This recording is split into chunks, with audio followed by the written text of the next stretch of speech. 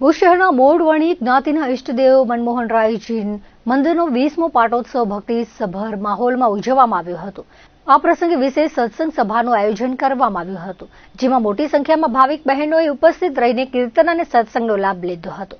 આ મંદિરનો ઇતિહાસ અત્યંત ગૌરવશાળી છે, જેની મૂર્તિ પ્રતિષ્ઠા આશરે 350 વર્ષ પૂર્વે ફાગણ સુદ સાતમના દિવસે કરવામાં આવી હતી। આ ઐતિહાસિક મંદિર સાથે અનેક ધાર્મિક સ્મૃતિઓ જોડાયેલી છે। આ જ પવિત્ર સ્થાન છે જ્યાં 250 વર્ષ પૂર્વે ભગવાન સ્વામિનારાયણ સ્વયં પધારીને મનમોહનરાયજીની આરતી ઉતારી હતી। દ્વારકાથી પધારેલા ગુગળી બ્રાહ્મણ દ્વારા અહીં યુગલ સ્વરૂપે મનમોહનરાયજીની મૂર્તિ પધરાવવામાં આવી હતી। ત્યારથી મોડવણી જ્ઞાતિ દ્વારા પુષ્ટિમાર્ગીય વૈષ્ણવ સંપ્રદાયની પરંપરા મુજબ આ મંદિરનું સંચાલન કરવામાં આવે છે। વર્ષ 2001ના ભૂકંપમાં મંદિર ક્ષતિગ્રસ્ત થયા બાદ વર્ષ 2007માં ફાગણ સુદ સાતમના પવિત્ર દિવસે જ નૂતન મંદિરની પુનઃ પ્રાણ પ્રતિષ્ઠા કરવામાં આવી હતી, જેના ભાગરૂપે દર વર્ષે પાટોત્સવની ઉજવણી થાય છે। પાટોત્સવ નિમિત્તે મંદિરમાં પુષ્ટિમાર્ગીય નિત્ય નિયમ મુજબ મંગળા, શૃંગાર, રાજભોગ, ઉત્થાપન, સંધ્યા અને શયન એમ તમામ આરતીઓ તથા વિશેષ સેવા પૂજા કરવામાં આવી હતી। જ્ઞાતિના મહિલા મંડળના મંત્રી બેલાબેન મહેતાએ આ પ્રસંગે મંદિરના મહત્વ પર પ્રકાશ પાડતા જણાવ્યું હતું કે સમગ્ર જ્ઞાતિજનો આ દિવસે એકત્ર થઈ વિવિધ નેક ભોગ અને મનોરથો દ્વારા પ્રભુની આરાધના કરે છે।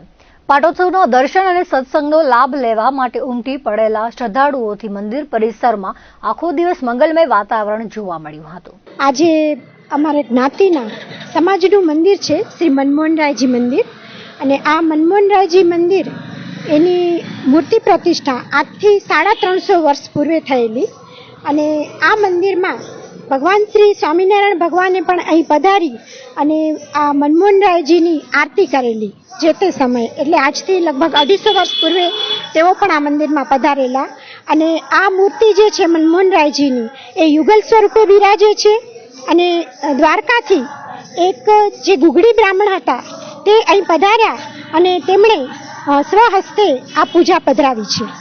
ત્યારથી અમારી જ્ઞાતિ આ મંદિરમાં અનેક નેક ભોગ, મનોરથો વગેરે કરી અને આ પુષ્ટિમાર્ગીય વૈષ્ણવ સંપ્રદાયનું જે શ્રી મનમોહનરાયનું મંદિર છે તેનું સંચાલન કરી રહી છે।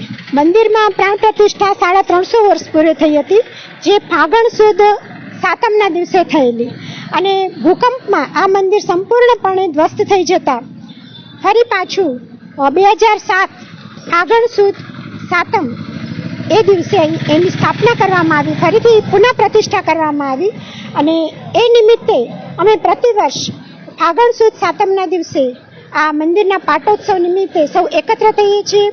મંદિરમાં સંપૂર્ણ દિવસના મંગળા, શૃંગાર, રાજભોગ, ઉત્થાપન, સંધ્યા, શયન વગેરે આરતી અને પુષ્ટિમાર્ગીય નિત્ય નિયમ મુજબ પાટોત્સવના દિવસે સમગ્ર સેવા એ પ્રકારે થાય છે, બધા મનોરથો થાય છે, અને સમગ્ર જ્ઞાતિજનો અહીં એકત્ર થઈ અને ભગવાન